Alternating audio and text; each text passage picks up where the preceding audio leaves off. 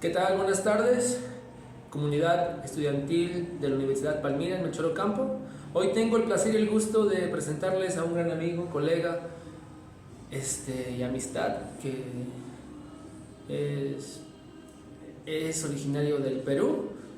Él nos va a platicar un poquito de su cultura, de cómo se siente en México, cómo llegó a México y qué nos puede compartir de su persona como visionariamente, desde su punto de vista, ¿vale?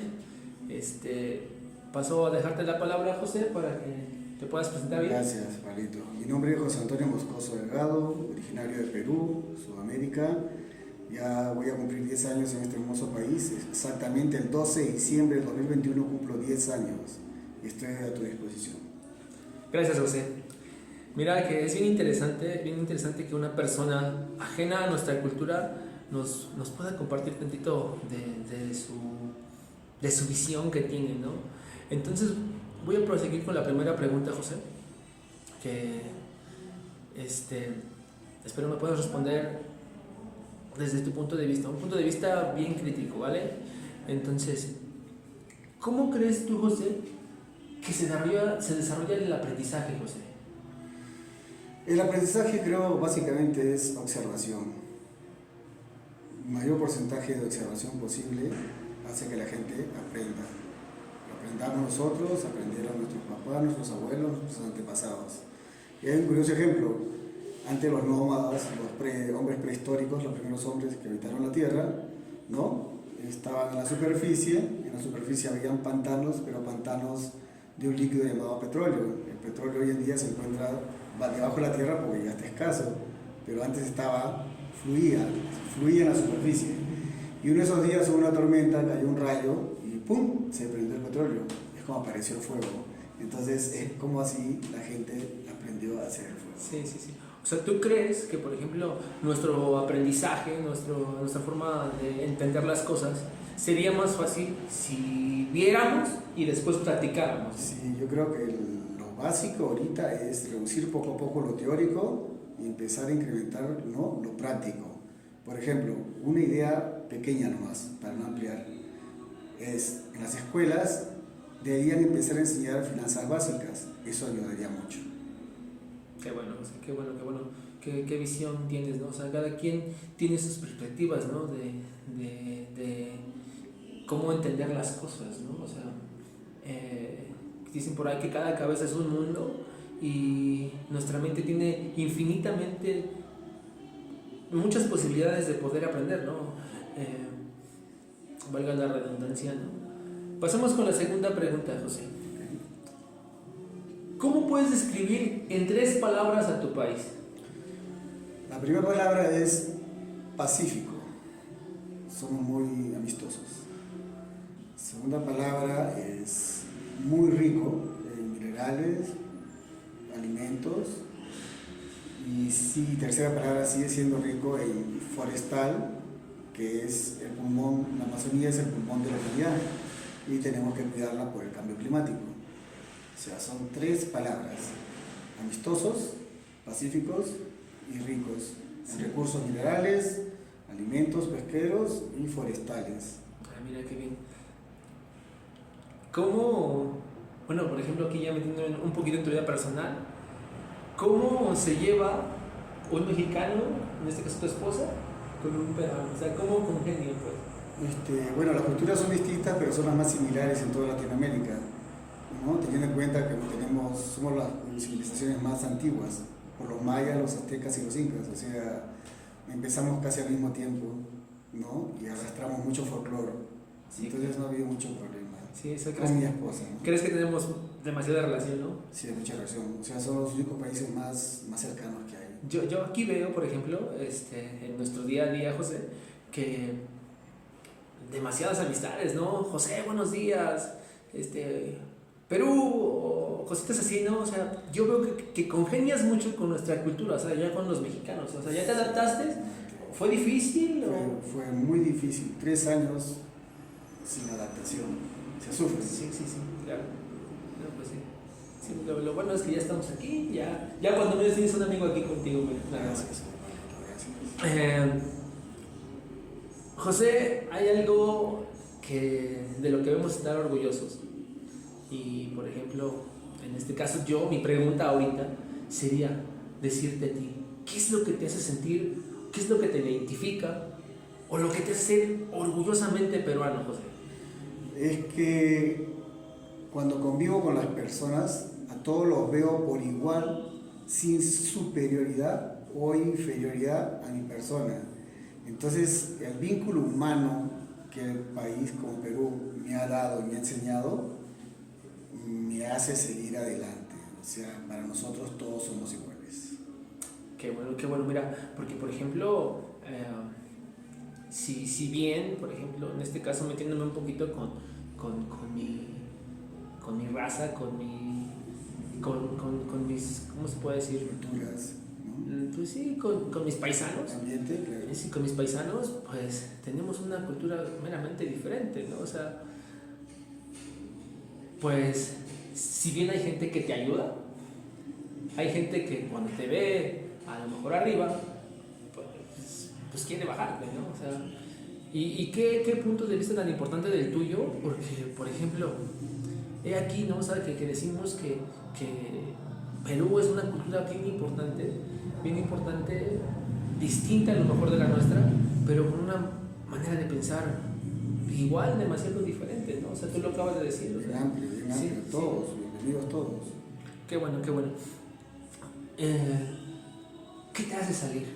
¿Qué te hace salir del Perú? Yo salí en el año 1999, cuando ya la crisis económica del país era insostenible. La crisis monetaria, no había trabajo, mucha inflación, no había inversión privada, mucho gasto público, mala recaudación fiscal. Entonces, los gobiernos durante muchos años gastaron más de lo que tenían. Al gastar mucho, ¿qué produces? Produces mucho dinero. Ese dinero no tiene respaldo. Al no tener respaldo, causas una diferencia entre la oferta y la demanda y sucede todo lo que hemos padecido. Entonces, ¿qué es lo que tiene que hacer el gobierno en esa época? Que la hizo en el 2000. Tiene que hacer una reestructuración monetaria, económica, tributaria, financiera. ¿Qué significa reestructurar? Significa eliminar los ceros. Por ejemplo, yo tenía 300 soles para 30 días, ¿no?, de presupuesto. Cuando se tomó la decisión del shock monetario y financiero en el Perú en el año 2000, inmediatamente al día siguiente de esa medida, de esa acción económica, los 300 soles se convirtieron en 30 soles, lo cual por algún tiempo no alcanzaba para nada. Uno tenía que comer lo que podía y irse caminando a su trabajo. Hasta que se reacomodaron los ingresos de los ciudadanos y los precios del mercado. Oh, mira. Algo demasiado similar con lo que pasó en México, ¿no? Demasiado similar. Sí, demasiado similar. Sí, se reducen los ceros. Sí, bueno, y por ejemplo, o sea, esto es hablando económicamente o políticamente hablando, ¿no? En procesos económicos del país, en este caso de Perú. Pero a pesar de esos problemas, ¿qué es lo que siempre ha ofrecido Perú al mundo? Perú ofrece sobre todo tangiblemente materias primas para que la industria a nivel mundial no florezca. Mucha materia prima tangiblemente y tangiblemente también la gastronomía que ofrece el Perú está muy bien ubicada, considerada a nivel mundial. Tal es así que en los últimos 10 años, de 2011 a 2021, dentro de los 10 primeros lugares de los mejores restaurantes de Latinoamérica, 4 restaurantes ocupan los 10 primeros lugares. 4 restaurantes del Perú, de comida peruana, ocupan los 10 primeros lugares, desde el primero hasta el 10, durante los últimos 10 años. Y para no ahondar en este asunto, es un tema un poco sensible, porque México goza de una extensa gastronomía, ¿no?, autóctona, ¿no? El Perú en el 2021 acaba de ser premiado con los premios similares a los Óscars del cine, ¿no?, como el mejor destino gastronómico y culinario del 2021. Qué dato tan interesante, José, ¿no? La verdad desconocía este tipo de información, más nada porque estamos más bien, estamos envueltos en una ola, se puede decir, americanista. No, y no lo del equipo, hablo de la influencia, cultura, sí, influencia americana. Comida rápida, Sí, comida rápida. McDonald's, Kentucky, Sí, claro. pizza. O sea, porque hoy en día le das a un niño frijoles y dice, ¿qué es eso? Pues le das una pizza y dice de pepperoni, ¿no? Sí. Entonces, pues qué dato tan interesante. 3 platillos que tú me puedes decir, pruébalos. Bueno, en primer lugar, tradicionalmente, a diferencia de México, el peruano puede comer pescado y marisco los 7 días de la semana. O sea, la gente con bajos recursos puede comprar pescado y marisco los 7 días de la semana. En cambio, que en mi situación comen los viernes el pescado y los camarones. Sí, claro. Allá no, allá la gente de bajos recursos puede comer los 7 días, ¿no? Un buen caldo de mariscos, porque hay mucha producción en el mar peruano, ¿no? Y entonces, aquí en México solamente es los viernes, ¿no? Sí. Entonces, ese es el primer plato, el ceviche clásico peruano. Ceviche clásico. El ceviche clásico peruano es el trozo muy grande, súper más grande que el trozo que corta el ceviche mexicano. ¿Por qué? Porque el limón peruano muy rápidamente cocina el pescado. Ahora, si no es en un tamaño regular, lo deshace, entonces ya no es ceviche. Por eso que el corte tiene que ser trozo, como medallón, en lugar de res, medallón de pescado. Ese es uno de los platos más, número 1. El número 2 es el ají de gallina. Es una crema picosa con una pechuga deshilachada con arroz. Ese se puede hacer el número 2. Y el número 3, puede ocuparlo muchos, pero ya puede ser, ¿qué puede ser? Una papa a la huancaína. Papa a la huancaína. Lo que pasa es que en el Perú, como acá se come tortilla todos los días, allá en el Perú se come papa todos los días. Lo que más abunda es la papa. Tal es así que tenemos 5.000 variedades de papa en el Perú. 5.000 variedades, de las cuales la NASA ya se llevado casi todas a Marte porque se han dado cuenta que es el tubérculo que puede crecer y desarrollarse en el espacio. Mira nomás, qué dato tan interesante, José. Dicen que la papa, el arroz, los frijoles y el maíz son la canasta básica del mundo. No sé. O sea, yo la verdad desconocía que por ejemplo, en otro lado, en lugar de maíz consumieran papa. Yo pensaba que el arroz, el trigo y el maíz eran fundamentales. Yo jamás había oído sobre la papa. Qué bueno, José, qué bueno. Se puede decir que la papa es en Sudamérica, el maíz en Centroamérica, el arroz en Asia y el trigo en Europa, por decirte, ¿no? Mayoritariamente. Sí, exactamente. Qué bueno, José, qué bueno tener todo este tipo de datos, José. Pasamos a otra cosa y ese tiempo de preguntarte ahorita. Antes de llegar a México y ahora estando en México, ¿cómo ha cambiado tu perspectiva hacia México? O sea, ¿cómo lo veías antes de llegar y cómo lo ves ahorita, José? Antes de llegar a México, México era un país muy grande, pero pura mala noticia. Llego a México y realmente es un país grande, pero es un país muy generoso. México tiene 3 grandes lemas que son México lindo y querido, con México no hay dos, y otro más que por ahí no me acuerdo, que es verdad. México es un país grande, se codea con las grandes ligas, con los países de potencia, es muy querido a nivel de los países ricos y de potencia, Rusia, China, entre comillas, así no lo crean, Estados Unidos, Canadá, Alemania, Japón, todos los países grandes que son potencia quieren a México, quieren a los mexicanos. Y uno de los motivos es que, por razones estratégicas de ubicación geopolítica, México es muy deseado. Desde luego, ¿no? Sobre todo para los americanos. ¿Sí? O sea, yo creo que Estados Unidos no quiere que seamos amigos de Rusia. Ni de China. Ni de China, ¿verdad? ¿No? Tal es así que China iba a ser el tren bala. Sí. ¿No? Iba a ser el tren bala en México, Guadalajara, pero eso no le convenía a Estados Unidos. ¿Por qué? Porque Estados Unidos no tiene tren bala. Sí. Entonces, ¿cómo un país tercermundista para ellos iba a tener tren bala y Estados Unidos no tren bala? Es por eso que el espionaje y la CIA y los poderes de información de Estados Unidos sacaron a relucir la información de la Casa Blanca de Peña Nieto con la gaviota. Si ellos no sacaran esa información, Peña Nieto firmaba el acuerdo con los chinos, porque fue pues una embarrada.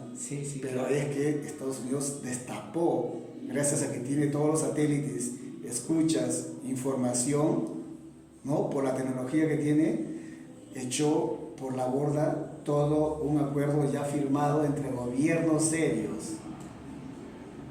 Entre comillas, serios, ¿no? Podríamos claro, firmado y no hay que meternos tan adentro, ¿no? O sea, simplemente con la perspectiva que tengas del gobierno. Sí, pero la firma de un tratado es algo serio. Sí, claro. ¿No? José, ¿qué lazos crees que unen, además de la cultura, a Perú y a México?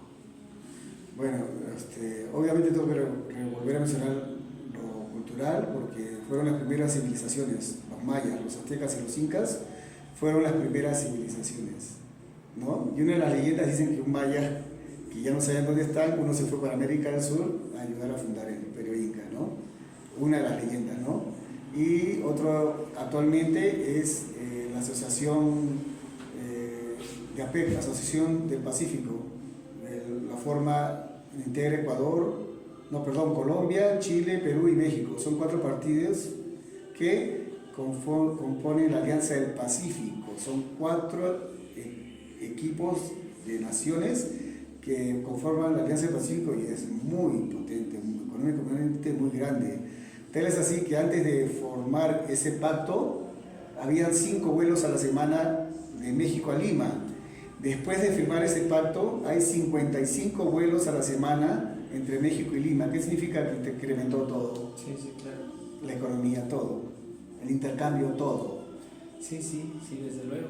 O sea, las alianzas son positivas. Sí, positivas. Demasiada interacción entre México y Perú. 55 después. Sí, eso se disparó. Pero sabroso. Todo el mundo se beneficia. ¿Qué tan interesante, ¿no? O sea, por ejemplo, hablando de cultura, por ejemplo, los incas. O sea, los incas son los mayas de Perú, ¿no? O sea, porque tal vez así que la ciudad de Machu Picchu, impresionante. Sí, una de las 7 maravillas, impresionante estructura, ¿no? Impresionante cómo se desarrolló en las montañas, ¿no? Y todavía hay ciertas cosas que no entendemos, o sea, ¿cómo es que llegaron hasta arriba? ¿Cómo es que se construyeron? Si hoy en día es difícil, imagínate en aquel tiempo. No había tecnología, no había maquinaria, o sea, es mejor no descifrar porque no hay... Sí. No, y es aquí algo bien correlacionado con lo que dijiste al principio, ¿no? Quizá si los viéramos cómo lo hicieron, podríamos aprender demasiadas técnicas, ¿no? Sí. Hay cosas que no comprendemos, José. Demasiadamente en las culturas antiguas. Sí.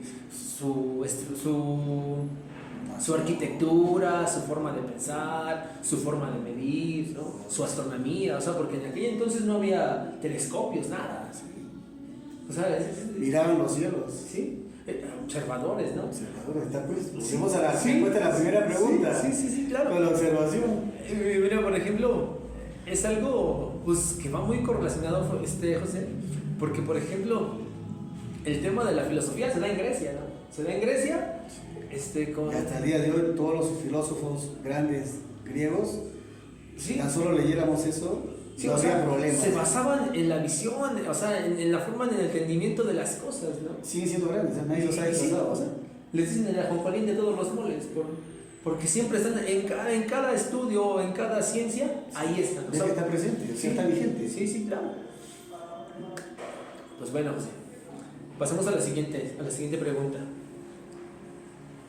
¿Algún recuerdo de tu infancia que te haya marcado, José?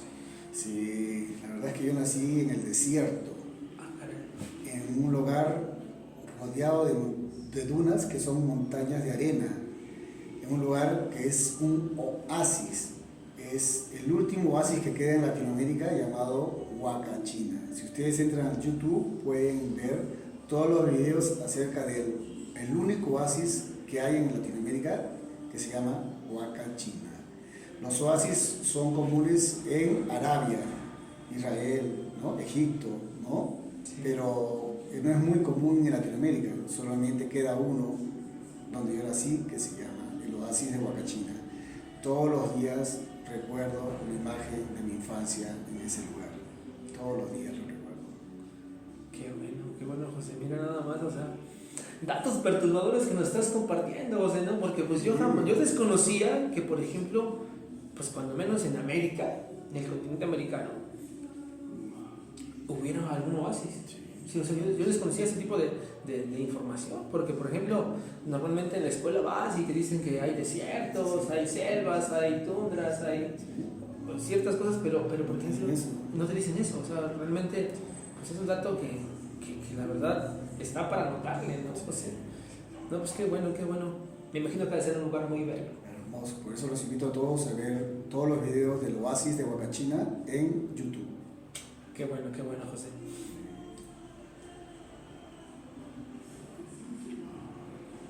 Tú que ya has tenido la oportunidad de estar en 3 países, Perú, de nacimiento, Estados Unidos y ahora radiques en México. Me imagino que ya tienes una visión de vida, la vida te ha enseñado y a lo mejor pues ya puedes filosofar sobre tu vida, ¿no? Ya puedes decir, no, pues yo tengo esta forma de pensar. Como extranjero, ¿qué lema te has creado a ti, José? La gratitud. Creo que la gratitud es la llave del éxito. O sea, hay que ser agradecidos y sobre todo tener siempre en cuenta al vulnerable hay que levantarlo y al débil hay que apoyarlo. Ese es mi lema. Sí, claro. Sí, o sea, todos somos iguales, todos nos debemos de apoyar, porque a fin de cuentas tú y yo nos apoyamos, no somos competencias. Sí, y somos competencias, exactamente. Nos apoyamos. Sí. No entra ni un pelito de duda ¿no? De que tú me vas a ayudar y que yo te voy a ayudar. Imagínate que así fuera la manera de pensar de todo el mundo, o sea, sin sacar ventaja. Increíble, ¿eh? Sería un mundo completamente diferente. Increíble. José, por ejemplo, ¿cuáles son tus principios éticos? En primer lugar, la honradez. O sea, la honradez es tranquilidad. Sí. Tranquilidad absoluta en tu vida, no te pasan cosas malas, ni a ti ni a los tuyos, ¿no? El trabajo y siempre estar pendiente del que necesita de ti, o sea, como te digo, de los vulnerables. Sí. Siempre estar ahí al acecho de los vulnerables para poder darles una mano. Lo que das, recibes, ¿no? Exactamente. Así funciona. Sí, claro. Vamos a entrar en un tema así bien controversial, porque no nada más personas que vienen de tu país, sino de todos los países que llegan a México, ¿no? Bueno, digámoslo así,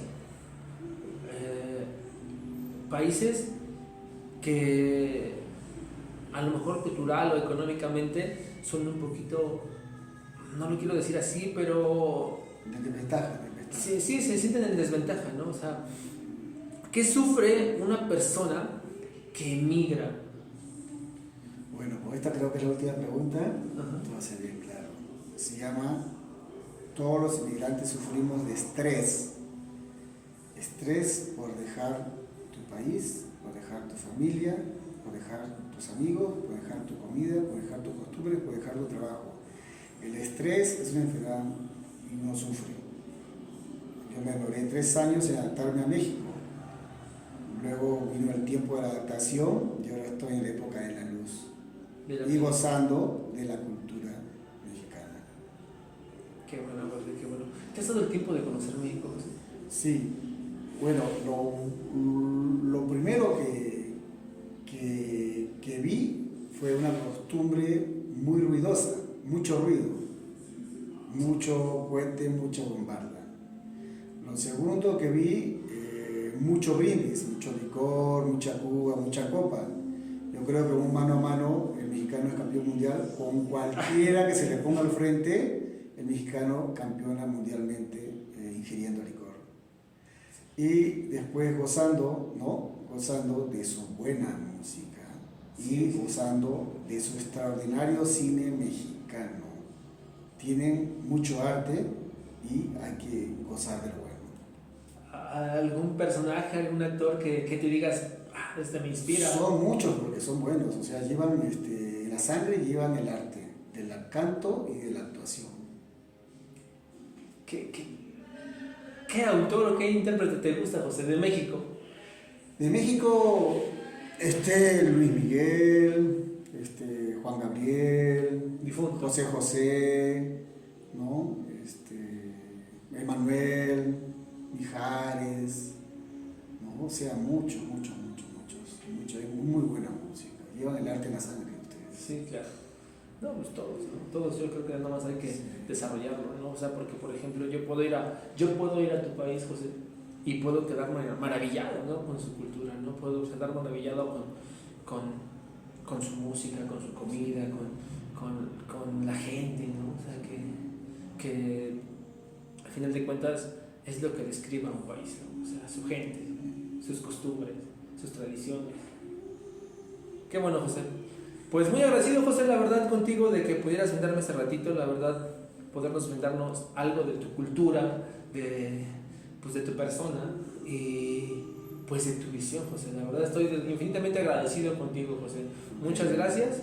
Pues qué te digo, algo que quieras decir, agregar. Pues es un placer ayudarte en todo lo que sea, hermano. No, pues un placer. Pues aquí estamos. Muchísimas gracias por la atención, por poder llegar hasta el final del video y pues muchas gracias.